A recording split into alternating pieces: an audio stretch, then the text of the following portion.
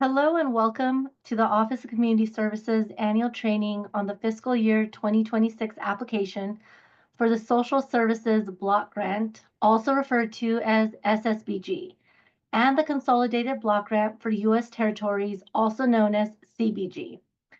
This session will be recorded and it will be shared and available in the coming days following this session. I am Cheryl Zuni, the Interim Director of the Division of Social Services and the Division of Community Assistance within the Office of Community Services. We are thrilled to have you join us today for our webinar.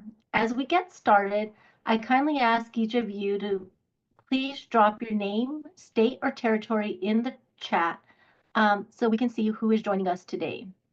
Today, our team will go over the annual requirements for funding for fiscal year 2026. In which guidance was also issued via action transmittal on May 12, 2025, and is posted on our website. As we go through the webinar, please feel free to also drop any questions or comments or clarifications in the Q&A section of the chat in this webinar. We plan to save time at the end of the session to open it to any questions and answer those that are left in the chat. As we get started, let's review the agenda for today. Next slide, please. We're going to begin our training with introductions of our SSBG colleagues, with each of them sharing at this current time the state or territory in which they are the lead on. After, we will follow with an overview of the Office of Community Services, SSBG, and its subunit of CBG. And next, we will review the sections of the intended use plan and the pre-expenditure report, the contents of those documents, certifications, and the process needed to submit the materials for the upcoming application submission. Then we'll have a demonstration of the SSBG portal where the IUP and the pre-expenditure plan is submitted, which will be on or before September 1st, 2025. Lastly, we will open it up to any questions, comments, or concerns that the participants have to share with our team. Next slide, please. So let's start with introductions. Each of our SSBG colleagues will provide introduction, and as they introduce themselves, they will share the state or territory in which they are the lead on and assigned to as of the date of this webinar.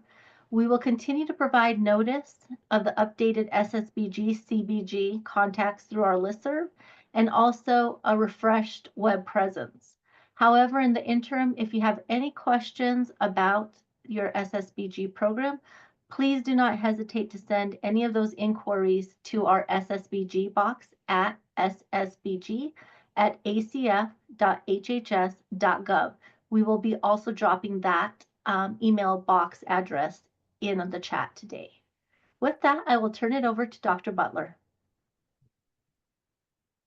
Good afternoon, colleagues. I am Dr. Yolanda Butler, Senior Advisor at the Office of Community Services. I've worked with many of you over the years in differing roles to fill in the gaps of our staffing changes of recent. I am supporting the Social Services Block Grant and the Consolidated Block Grant programs. Please don't hesitate to reach out to me or contact me if you have questions in general or other needs. I will be communicating with those states which I'll be working soon. Thank you. Next, I'll turn it over to my colleague, Ollie Richards. Good afternoon. I'm Ollie Richards, a Pathways intern at OCS. I'm covering the states of Arkansas, Louisiana, New Mexico, Oklahoma, Texas, Alaska, Idaho, Oregon, and Washington, which are regions 6 and 10. And I'll turn it over to Nicola Staples. Good afternoon. My name is Nicola Staples. I'm new to OCS. And in the interim, I'll be supporting Hannah and Ollie with the coverage of their portfolios. Good to meet you. I'm looking forward to working with you. I'll turn it over to Hannah. Hello, everyone. My name is Hannah Wong. I am a program specialist and economic mobility fellow I cover the states of Illinois, Indiana, Michigan, Ohio, Wisconsin, Arizona, California, Hawaii, and Nevada, as well as the territories of American Samoa, Guam, and Northern Mariana Islands, which comprise regions 5 and 9. Also, I have taken note of everyone who submitted in the Q&A that they were unable to access the chat. I have turned on the chat for attendees to be able to chat with hosts and panelists, but if you're still having issues, please let us know. Thank you, and I will turn it over to Tasia. Hello, I'm Tasia Williams. I'm a Pathways intern also and new to OCS. In the interim, I'll be supporting Hannah and Ollie with coverage of the portfolios. And I will pass it over to Zachary Eckstein. Hello, my name is Zachary Eckstein. I'm the project director for the SSBG Data and Technical Support Project at WRMA. We do all the development and technical support for ssbgportal.net, or ssbgportal.acf.hhs.gov. And you can reach us by email at any time at support@ssbgportal.net. And we'd be happy to help you with any of your needs when you're entering your data for your intended use plans and for expenditure reports.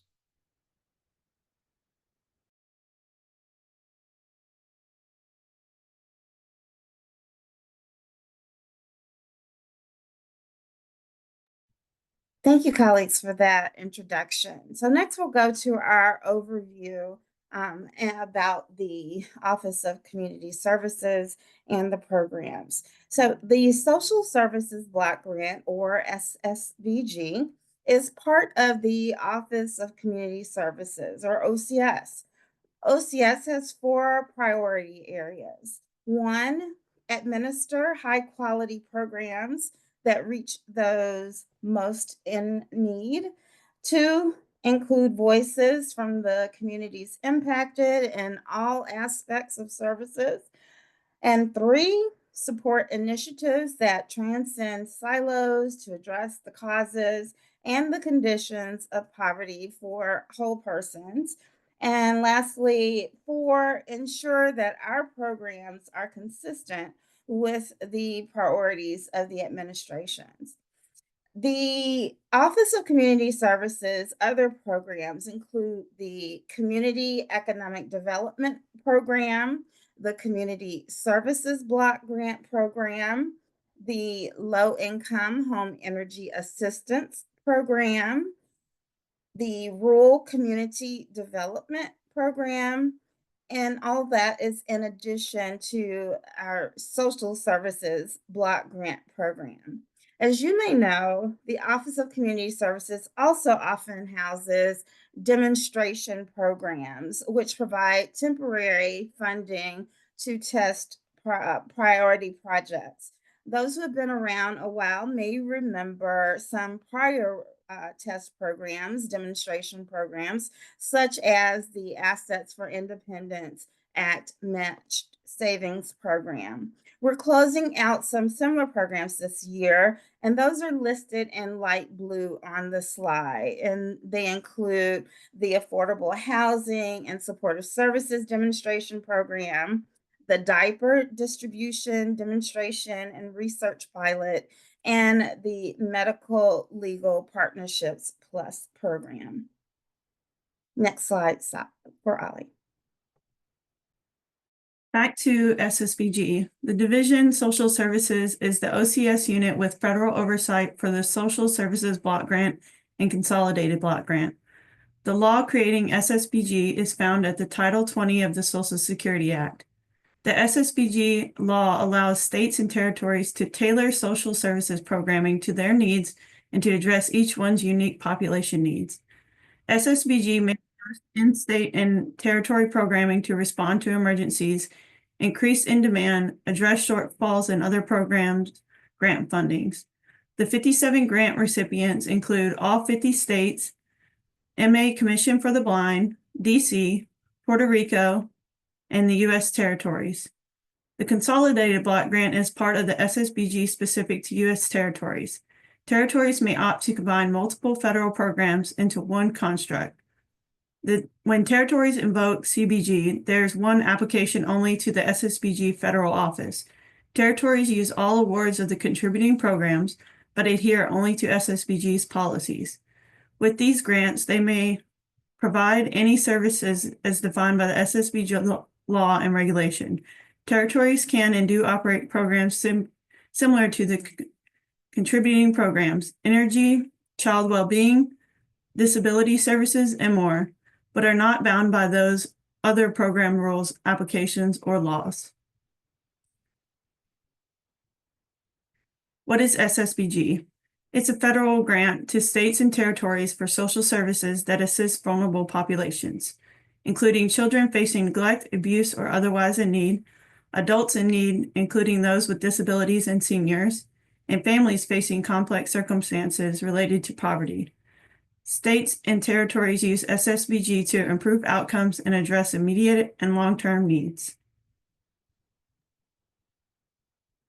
So the purpose of SSBG is for grant recipients to provide essential social services that meet 5 specific goals that are set in SSBG statutory law. These goals are to achieve or maintain economic self-support, achieve or maintain self-sufficiency, prevent or remedy neglect, abuse, and exploitation, prevent or reduce inappropriate institutional care, and otherwise securing referral or admission for the best possible institutional care when needed. And one key feature of SSBG, which you may all already be familiar with, is that grant recipients have the ability to shape, to customize, and mold their programs to community-specific challenges.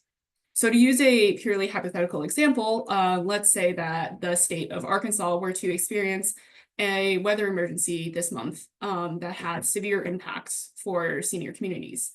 As a result, as Arkansas is preparing its pre-expenditure report and intended use plan for fiscal year 2026, Arkansas may propose to use more SSBG funds to respond to this increased need for housing-related services, or like energy and transportation support, things like that that arise as a result of a weather emergency. And so, like I said, in the intended use plan and pre-expenditure report, Arkansas would then increase its projections for services within the aforementioned service categories for their FY26 grant. Then the following year, for fiscal year 2027, Arkansas may then decide to reduce funding in those service areas if the need no longer exists or is no longer as urgent. And then because each grant recipient has the ability to just differ and customize how they plan to apply their SSBG funds to their programming and to their services, let's say that Louisiana this month were completely unaffected by the weather emergency that affected Arkansas. Louisiana could continue to just allocate its SSBG funds to categories that affect children and youth programming, for example. The point being that the latitude built into the social services block grant allows for a very localized decision-making and therefore completely different SSBG programming between different states and territories. And one further note that I would like to make is that the decisions that states and territories make when deciding how to allocate their SSBG grant funds should be informed by public hearing. There should be a period of public hearing and an opportunity for public input so that state and territory leaders are able to also listen to the needs of local populations directly. We will elaborate a bit more on that later.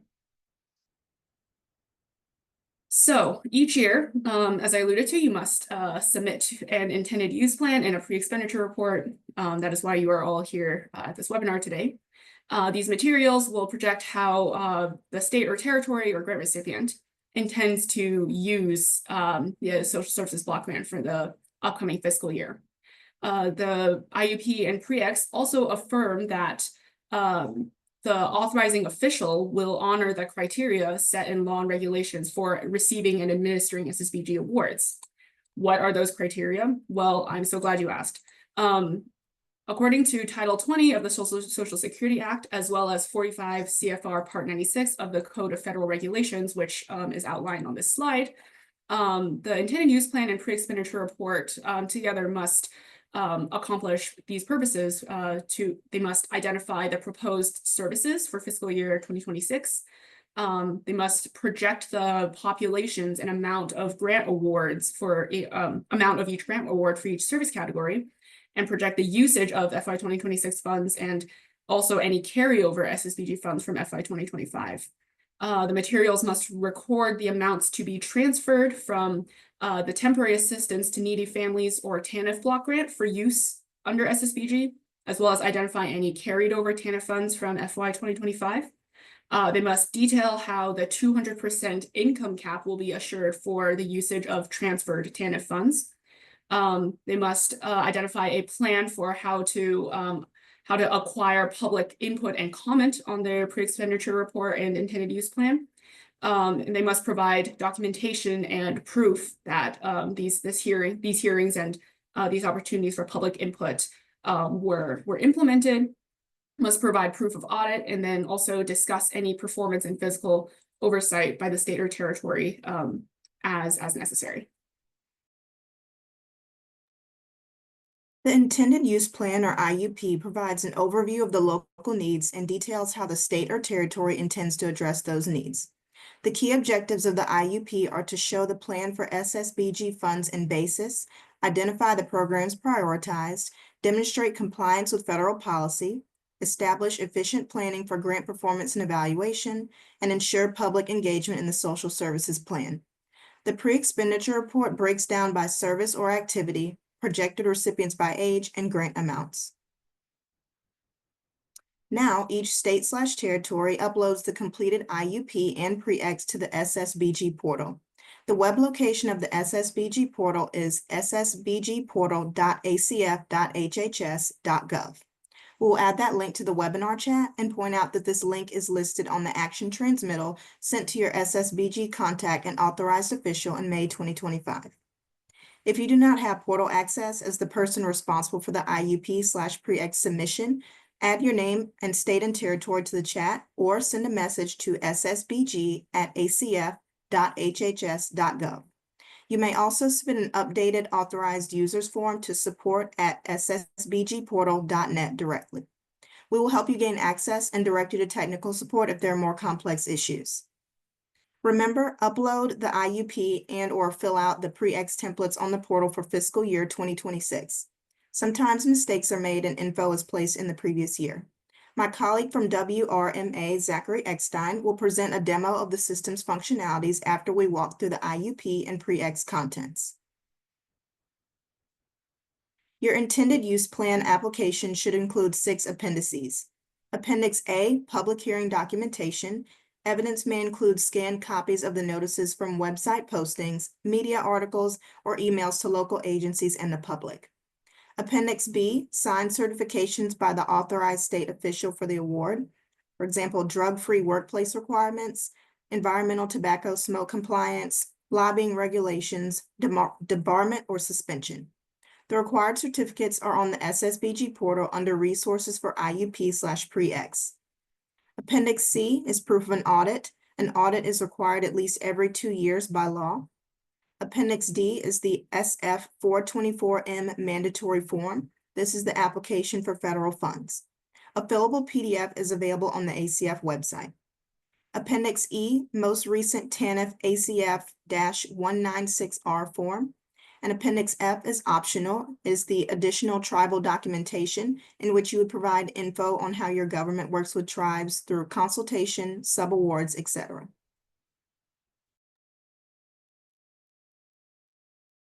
As we wrap up the tutorial on the IUP, we have some reminders. Ensure that the list of state officials is current for fiscal year 2026. Note any planned TANF transfer amounts and services to be provided and projected beneficiaries. Make sure eligibility of TANF transfer is defined to clearly limit benefits to people with incomes that do not exceed 200% of the federal poverty threshold. Indicate how this will be communicated to local providers and monitored. SSBG TANF transfer is common audit flag. To rectify this, the TANF transfer audit and law compliance issues include proof that the state or territory has measured limit eligibility for all TANF transfer funded services. This must be clear before each IUP and pre-ex is greenlit for the fiscal year 2026 funding. For child and adult and older adult, what are the age ranges? For the U.S. territories that consolidate, clearly include all grant programs and dollar amounts planned for the grouping into the Consolidated Block Grant or CBG. Make sure the programs align with the standard form 424 or application for federal assistance. When it is time to submit the IUP, certifications, etc., there can only be one file per fiscal year. You may upload a combined PDF file for the IUP, signed certifications, and other documents. You may also use a zip file for all the documents. If a modification is needed, say a certification is missing, ensure that the full package is resubmitted, as the new upload will replace the combined PDF document or zip file.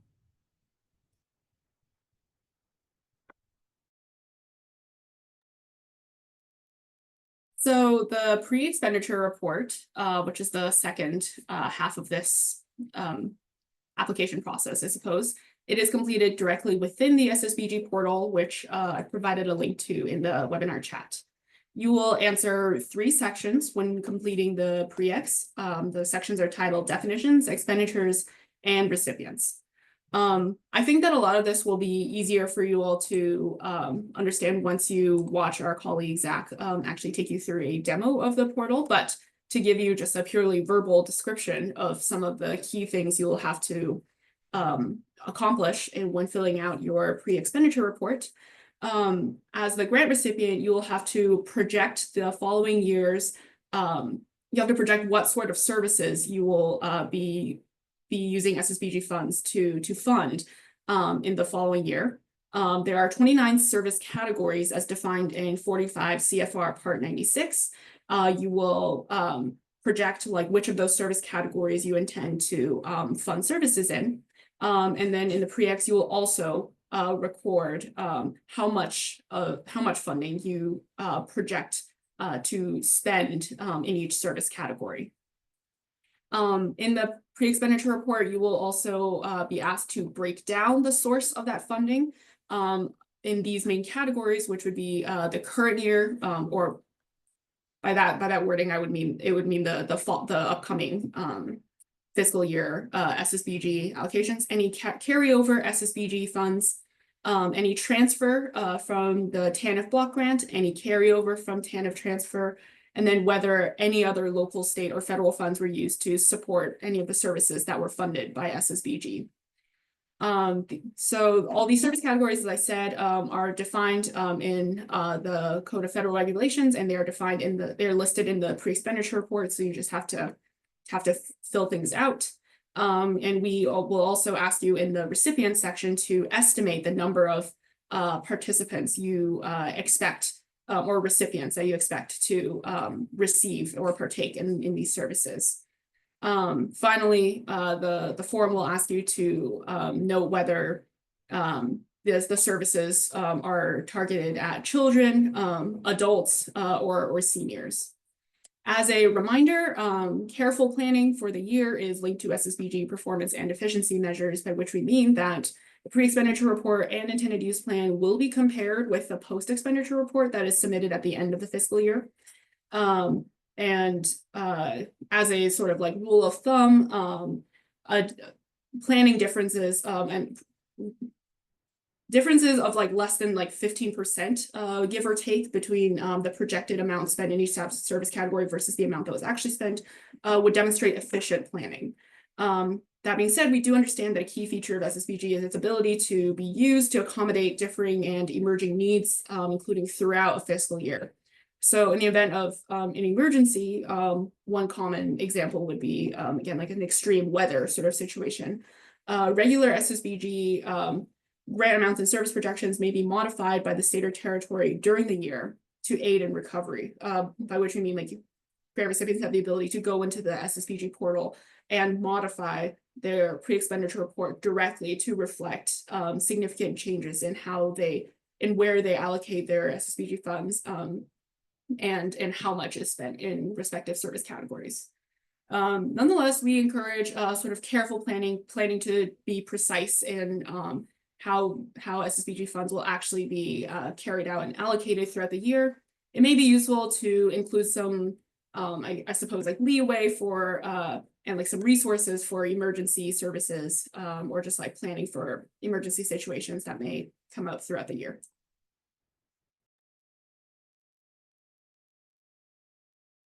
As we wrap up our discussion on the pre-expenditure report, let's look at some key points to remember. 1, ensure consistency. Check to make sure that services identified in the IUP and pre-ex report match. 2, match data. Ensure that if funding is allotted to a service, there are recipients projected. Conversely, recipients in a category should mean that funds are allotted for that category of service. 3, align age-specific service categories. Child-related service categories should only have child recipients. For example, daycare, children, or child protective services. Adult-related service categories should only have adult recipients. For example, adult protective services or daycare adults. If there's a valid explanation, please include such in the form. 4, financial information. If there are SSBG or TANF transfer or consolidated block grant carryover, make sure that this is clear so the balance projected includes all resources. These are just some additional key points for double checking before submitting your package to avoid delays. Next, my colleague Zach from WRMA will provide a live demo of the portal.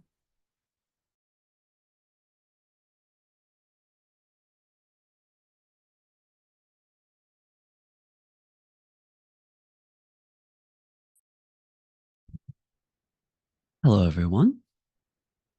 So when you first log in to the SSBG website, you'll complete your multi-factor authentication process via a code to your phone or using an authenticator app on your phone. You will land here on the home page of the website. As a grant recipient, the main place that you'll want to be going is to our forms dropdown to submit your intended use plan and your pre-expenditure report. So we'll take a look at the intended use plan page. And here we can see we have a space to upload our intended use plan file. We'll want to double check our year in the dropdown and over here kind of in this display to make sure that we haven't changed this and it's still loading, that this is what we expect it to be. Now, if we take a look, here I have a folder on my desktop that has all of the files necessary for my intended use plan submission. Each of these forms in its blank version is available for download on the SSBG website under the link for compliance info. You'll be able to download each of those forms a blank version.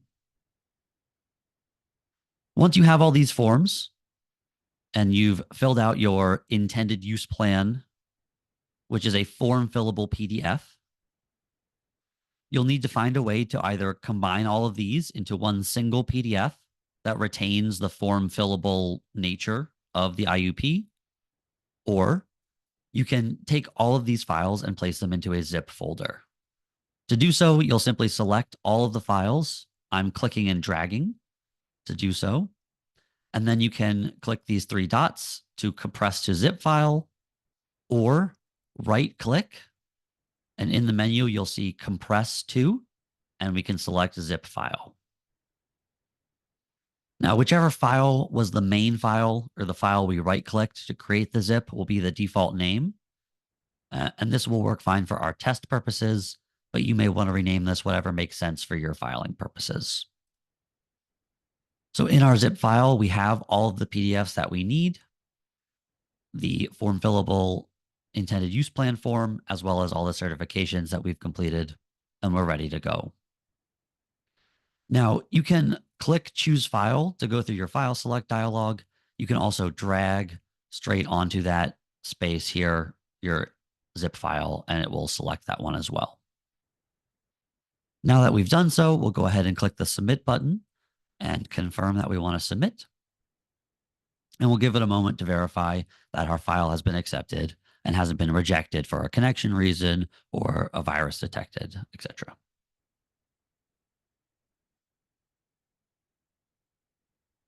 If you do have any questions, please feel free to use the Q&A widget, the questions widget, to send those in. We'll try to respond to those as we go.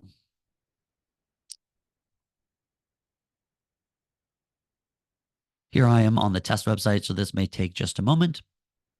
But as you'll see, We'll get a little success message at the top of the page in green that lets us know our file has been uploaded.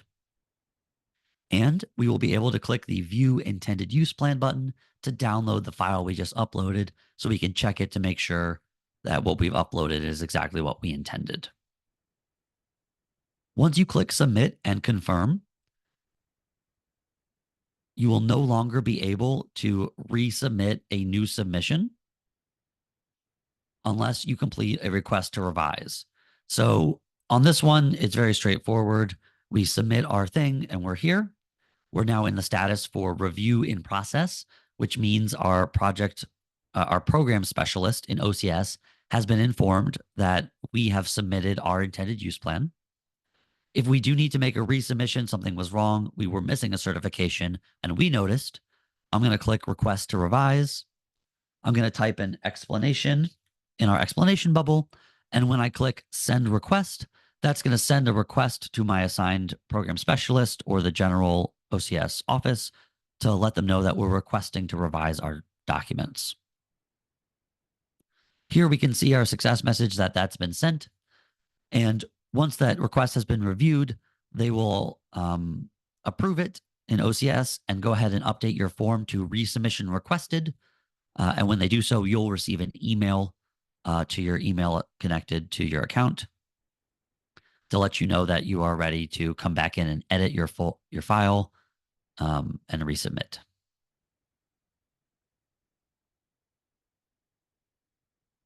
We'll keep moving forward now and take a look at the pre-expenditure report. So once again, at the top of our pre-expenditure report here, which we reached by going to Forms and clicking our pre-expenditure, we'll double check our year in our dropdown and on our little sign side over here to make sure that we have the correct one we're filling it out for. On the pre-expenditure report, we'll indicate whether or not we're reporting on a state or federal fiscal year for purposes of this SSBG report and our calculation of our expenditures and the recipients for those services. Underneath that, here we'll see our 3 tabs that we have on our form for definitions, expenditures, and recipients. On the definitions tab, you're going to identify 3 different contacts. So the state official, your state SSBG contact, and your state CFO.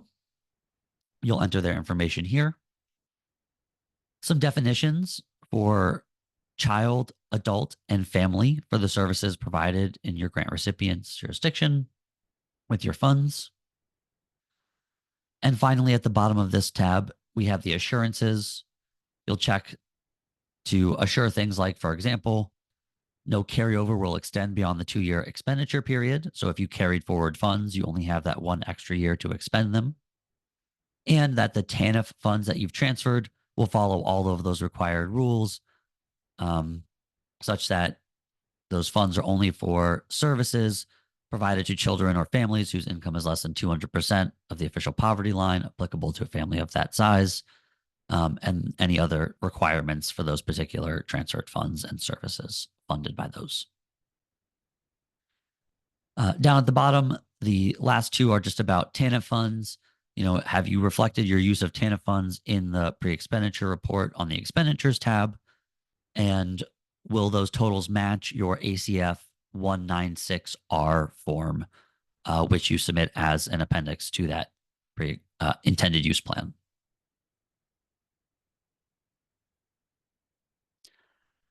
We can move on next to the expenditures tab.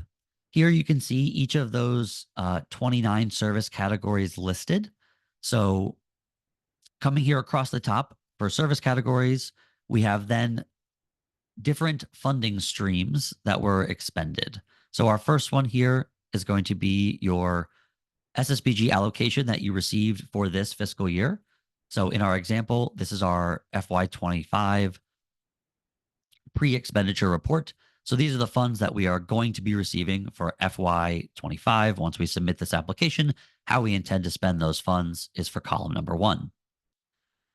Any funds that we carried over from our FY24 allocation and intend to spend now in 25, we will mark in our second column. So any carried over SSBG funds from 24 that we are now going to spend in 25, column number 2. In our third column here is our current year TANF transfer fund expenditures. So any funds that you transferred in for FY25 and are expending in 25. And our next column is for any funds that you transferred in FY24 that you will now be expending in FY25. Any transferred funds from TANF that were then carried forward and are expended this year. Finally, our last column is our expenditures of all other federal, state, and local funds. If you spent, in this example, any other federal, state, and local funds on adoption services in your grant recipient, you will want to make sure to indicate that total in this column. Any non-SSBG or TANF transferred funds. The last column is an auto total column here, where it will total up the total expenditures, which is your SSBG expenditures plus all other federal, state, and local funds for a view of the total spent for this particular service for your grant recipient.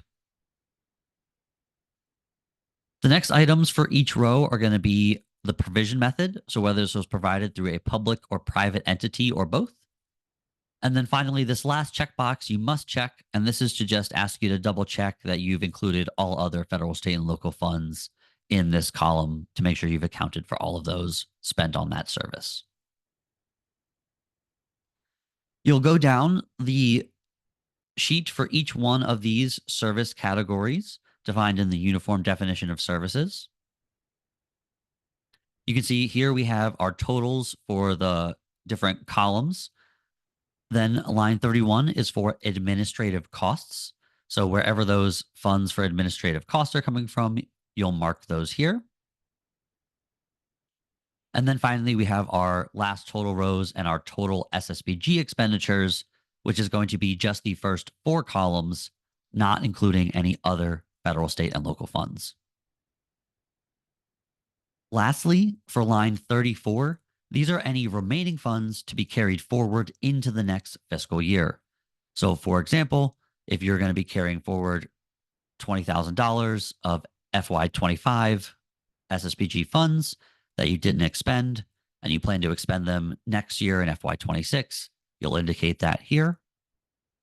And for any TANF transferred funds that you're intending to carry forward into the next year, you'll indicate that in this one here under the TANF transfer column. For these 2 fields in row 34, they cannot be left blank. So if you do intend to carry forward 0 funds, you can go ahead and indicate that by putting a 0. If you leave this blank, as we'll see, it will result in an error that we will need to correct before our submission process is complete. For our last tab is going to be the recipients tab. We have the same structure of the 29 service categories listed, and then our age categories that we ask you to report by, whether children as defined by your state, adults age 59 and younger, 60 and older, adults of unknown age, and then 2 auto total columns for total adults and the total recipients. Next, we ask you if these amounts are actual estimated or sampled data. So for the pre-expenditure report, these are going to be estimated for each one. And depending on how you count it or calculate it, it might be different for your post-expenditure report. The duplicated or unduplicated counts amounts to how you count the number of recipients. So for example, that may differ between congregate meals, where each meal served may be an unduplicated count, whereas someone who receives counseling services and attends 3 different sessions might only be counted once as an unduplicated count or 3 times with a duplicated account, depending on how you count who is receiving what number of services for each service. We next have the eligibility criteria box for each of the service categories. This is where if you're, for example, expending TANF funds for this service category, you'll want to make sure that you're annotating how you're getting those financial criteria to meet that 200% of the federal poverty line for the family of the size involved, and any other specific eligibility criteria for this service in your grant recipient.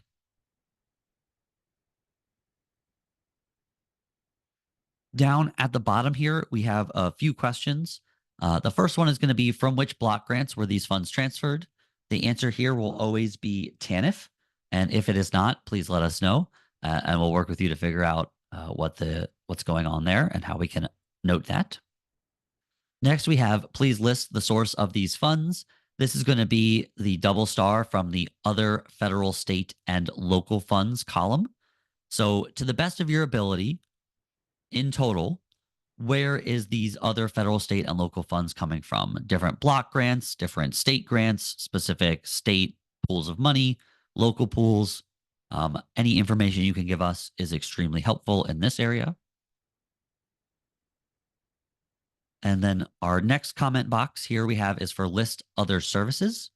So for our category number 29 for other services, these are services that are not covered by the other 28 defined services, but still somehow address one of the 5 statutory goals that we reviewed earlier for the SSBG. So if you are providing other services in this category, please explain what those other services are and how they meet the statutory goals, so that we can make sure those align with the goals of SSBG. Finally, if you have any other additional comments that you need to make to your program specialist or for your report, you can put those here in the additional comments box, and those will be captured for them to review. At any time as you're working through this pre-expenditure report, you can click the Save button and save your current state of where you're at. There is an automatic timeout if you do leave this page idle due to security reasons that we cannot lengthen, unfortunately. So please make sure you save any work that you have entered if you do intend to step away.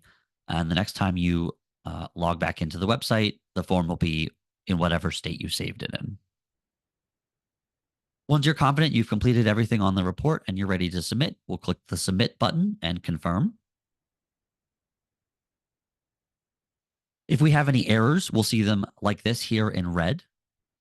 Our form was saved, but it cannot be submitted until we address our errors.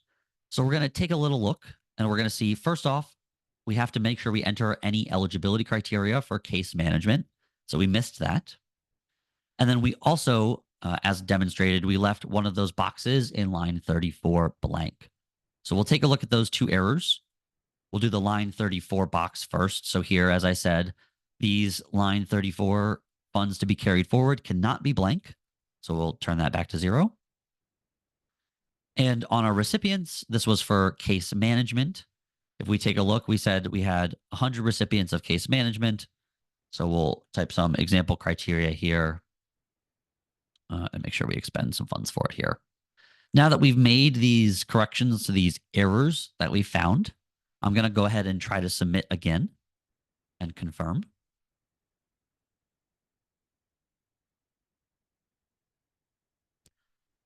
And what we should hopefully see is a successful submission that will let us know our status of our report is now review in process, as we can see here, which means our OCS program specialist or the OCS office has been informed that we have submitted our report and it is ready for their review.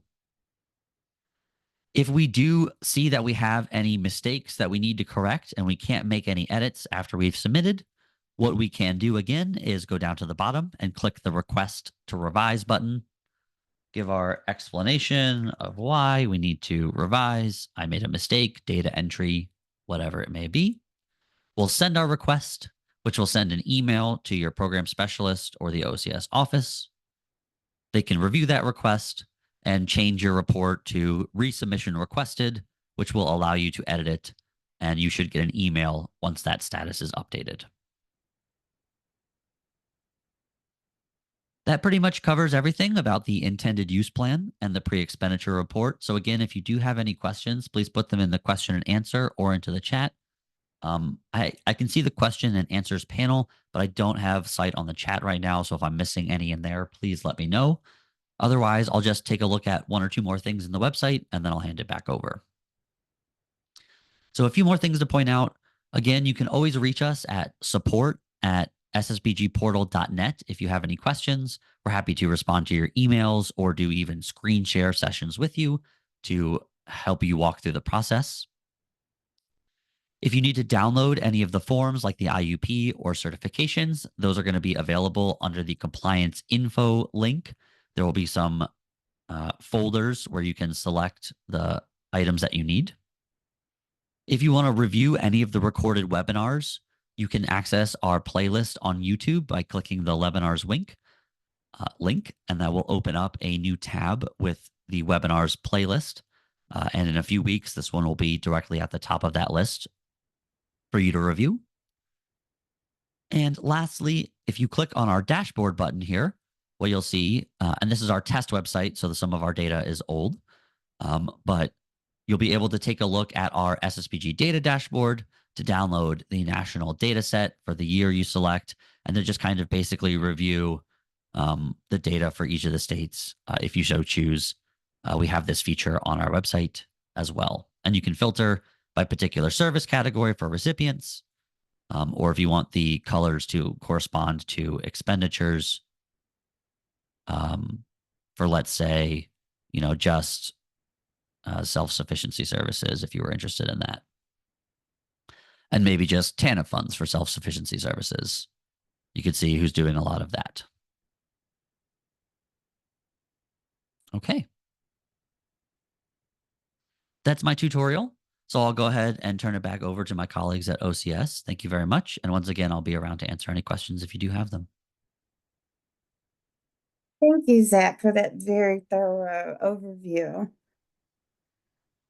At this time, we'll take a look at the question and answer session or section to see and recount some of the questions that have been submitted and just give a quick answer of those questions, and then see if there are any additional queries, and you may submit those to us as well. So the first question is what is included in the all other funds column? Is that for the entire service category or just the specific services? And so the all other funds category captures all other local, state, and federal funds for that particular purpose, not including the allocated amount of SSBG that your state or territory put into that category service or transferred TANF funds that are used for that service. So as Zach mentioned, if there were other block grants, say the child care development block grant was used for child care services as well, then you would include that amount there if you were using SSBG for child care as well. And if there were any other state funds or local funds that were to be added to that particular portion. The next question was, will there be a recording or link of this training that will be sent out?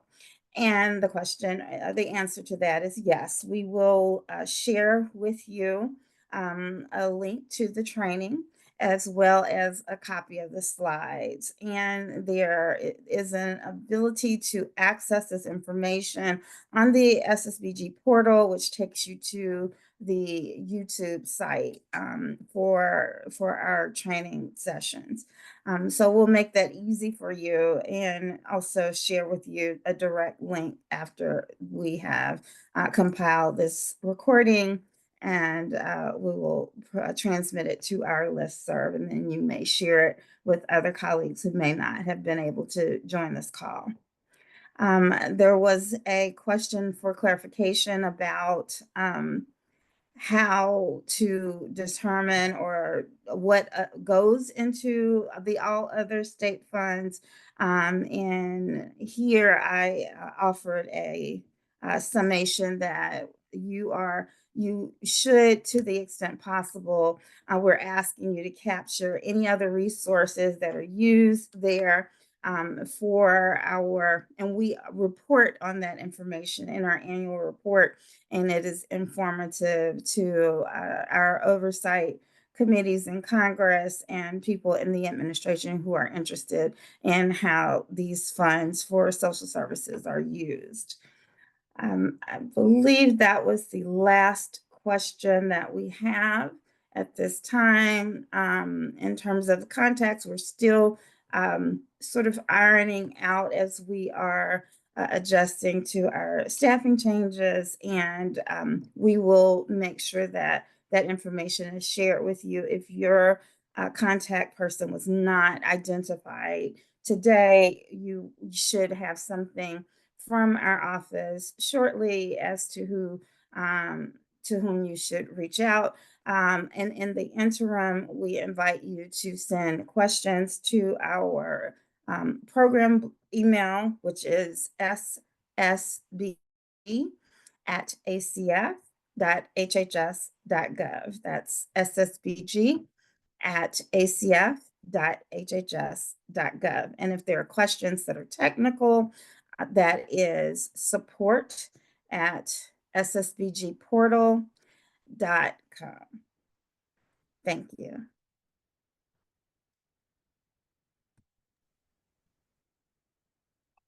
Thank you to all our state and territory partners for joining us today and for our webinar training session.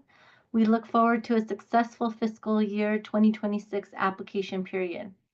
As mentioned throughout the webinar, if you have any questions specifically to the submittal of the application or any questions on the implementation, please do not hesitate to reach out to us at ssbg@acf.hhs.gov.